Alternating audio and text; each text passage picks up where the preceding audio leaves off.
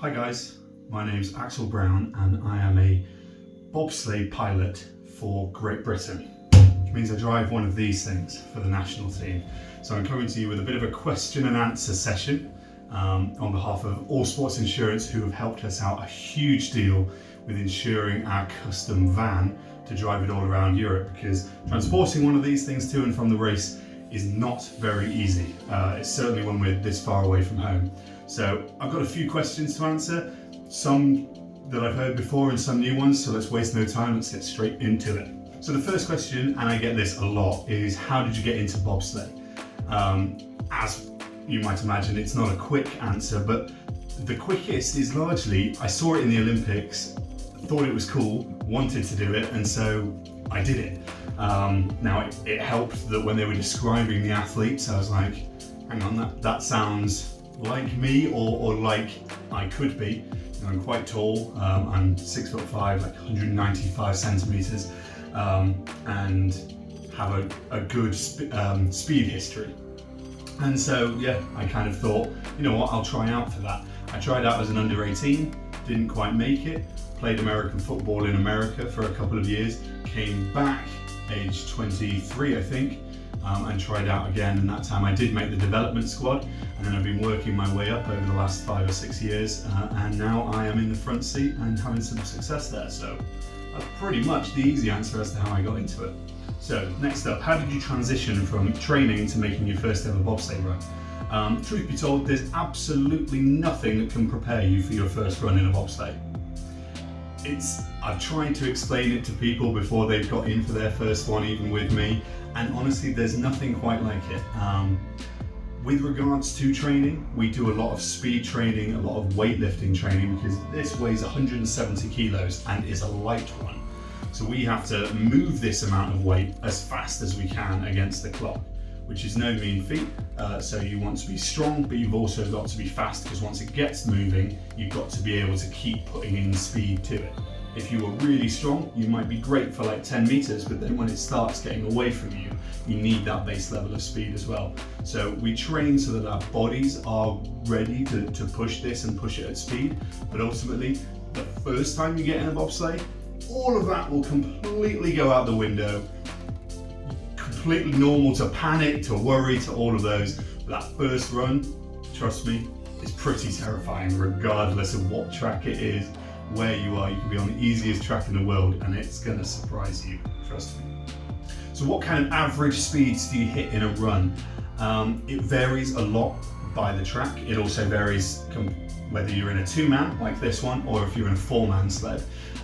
Generally, when you're racing, most tracks you'll hit around 120 kilometers an hour. However, when you've got places like Whistler, where the Vancouver Games were held, you can get near enough 160 kilometers an hour, which is then around about 100 miles an hour. So you're generally operating within that window. There's not a right lot that's slower than that. You might be slower in a training run or something, but when it comes to racing, you're generally between that 120 and 160 kilometer an hour mark. What's the highest speed I've reached in a bob? So as a driver, I believe it's, and I'll have to check this and I'll put it like right here somewhere, what I've actually done. I believe it's around 130, because I've not been on any of the particularly fast tracks.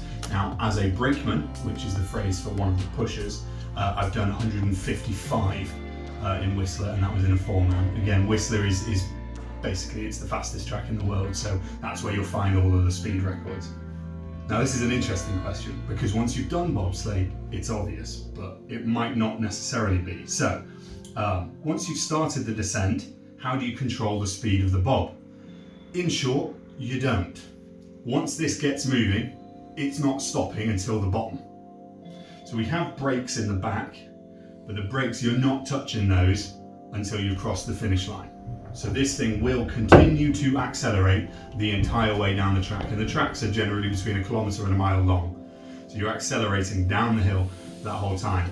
The more detailed answer to that is how you drive it. So obviously we're trying to be as fast as possible, but when you're going around some corners are a full 360 degrees, you're trying to control that speed and harness it so that you have the speed at the right points and using that speed to help you stick to the corners. The quick answer is you don't control the speed, the track kind of controls your speed for you, and ultimately we try and be as fast as physically possible. So we're doing everything we can to not slow down.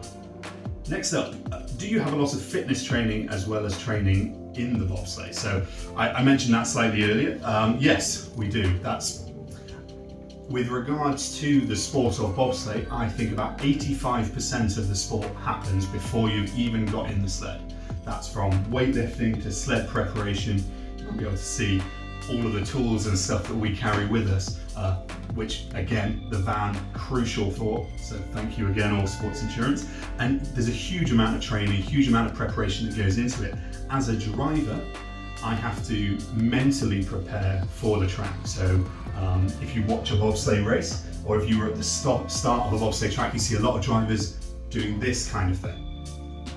And that's us visualizing our steers and how the turn is going to take you.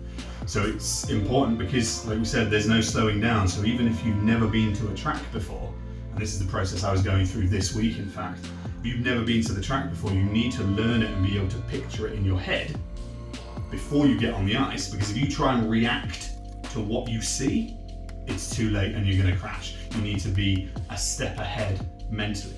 Then physically, now again, I said it before, we have to be big enough, strong enough, but then also fast enough to move the sled on the start, and that's crucial.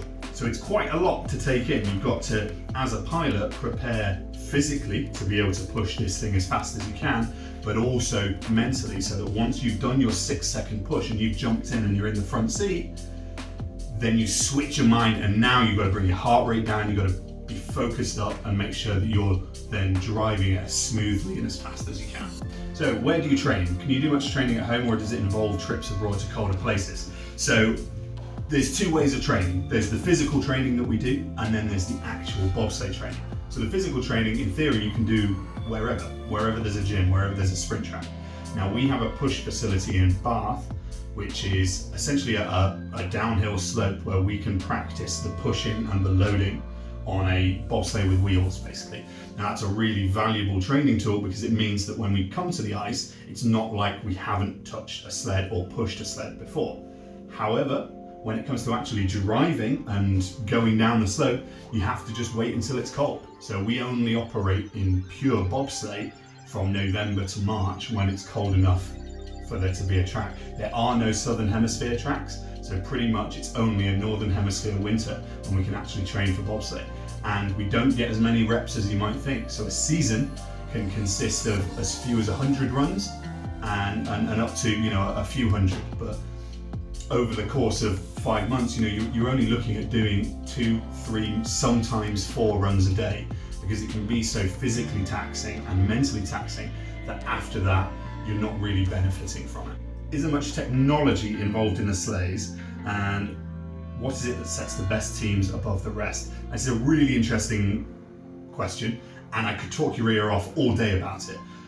There is a huge amount of technology in these. However, the basics remain the same, in much the same way as if you look at a Formula One car, you can't necessarily tell what one is doing from another that makes it way faster. So if you look at this sled next to a far slower sled, you'd be hard pushed to pick out what makes the difference. But in short, there's a lot of things that make the difference. How rigid the sled is, if it's rattling about, that's all wasted energy. You've got to remember that this sport comes down to the thousandths of a second. So those tiny little margins can make all the difference. So if you've got a bit of give in your sled where you don't want it, that could make the effect. Equally, there's some places where you do want some movement. You've got the aerodynamics of the sled. There are strict rules on how a sled can look. For example, the distance between the front and the back has to remain the same, the height, how concave the roof is, which is why most sleds look the same.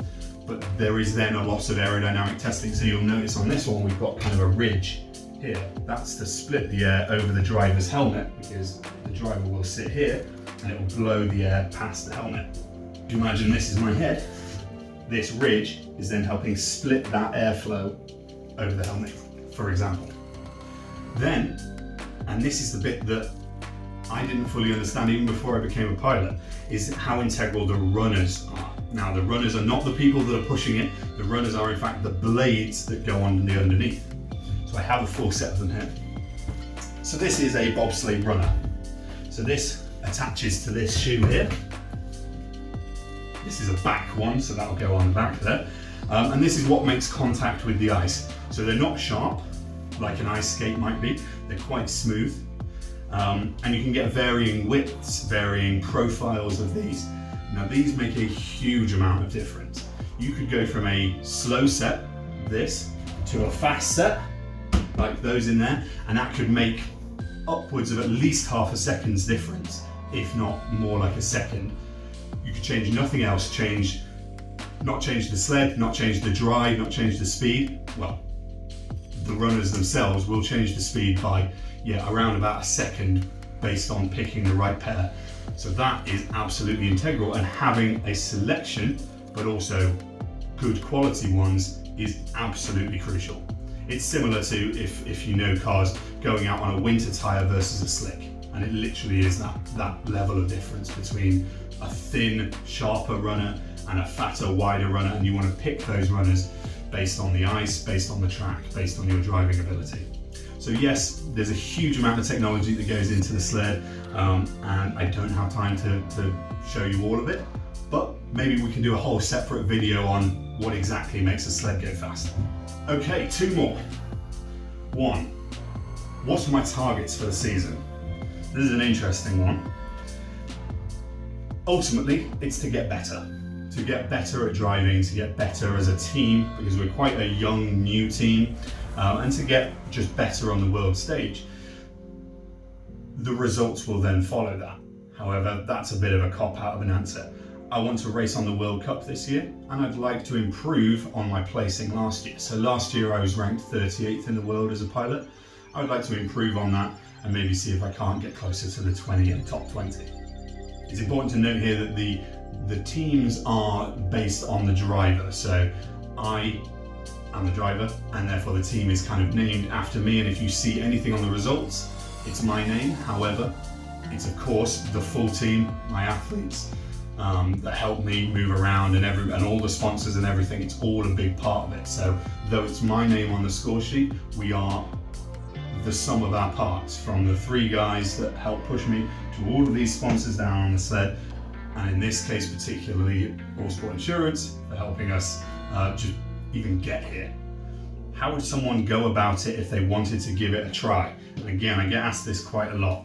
So it depends what you want, what exactly you want to try. Do you want to try getting in a bobsleigh and see what that's like going down the hill? Or do you want to try and be an elite bobsledder? Because bobsleigh as a sport largely only exists at the elite level. There isn't really amateur bobsleigh.